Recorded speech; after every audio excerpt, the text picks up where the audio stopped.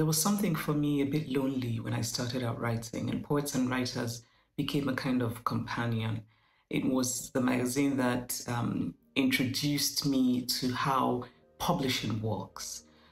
It was the magazine that gave me information about workshops and conferences so that I could apply to them.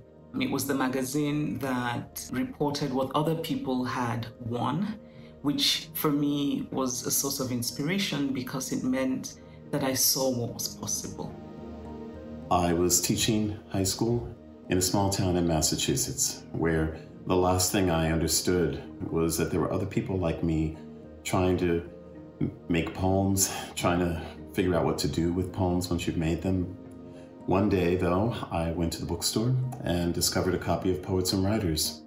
And immediately, a whole world was opened up to me. I had no idea there were other living writers making lives with their writing, nor did I know of all the other opportunities, workshops, conferences, contests that were out there for sharing one's work and getting feedback.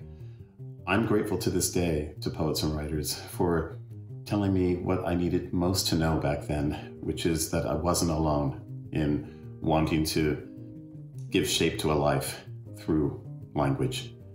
Thank you, Poets and Writers. The Poets and Writers Readings and Workshops program has been of great help to me as a writer and educator over the years. Recently, it has helped me weather this COVID pandemic time. Without a doubt, the most recent Poets and Writers Project grant has had a strong impact on my career. This grant gave me the idea to go forward with virtual online events. Over the years, Poets and Writers has given me vital support and wonderful opportunities to connect with people through the Readings and Workshops program. Most recently, in a virtual program, I read my poetry, two violinists played experimental music, and a Japanese sculptor did a walkthrough of his latest creations. This remarkable event is just one of many supported by Poets and Writers.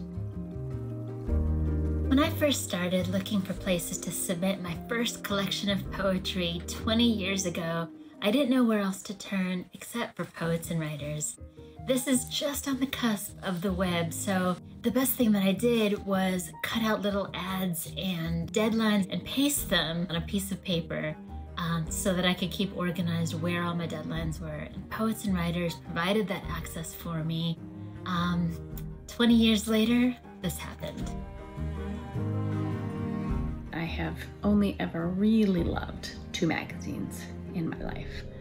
Sassy Magazine, which taught me how to be a teenage girl, and Poets and Writers Magazine, which taught and continues to teach me how to be a writer, how to be a reader, and how to be a good part of the literary community.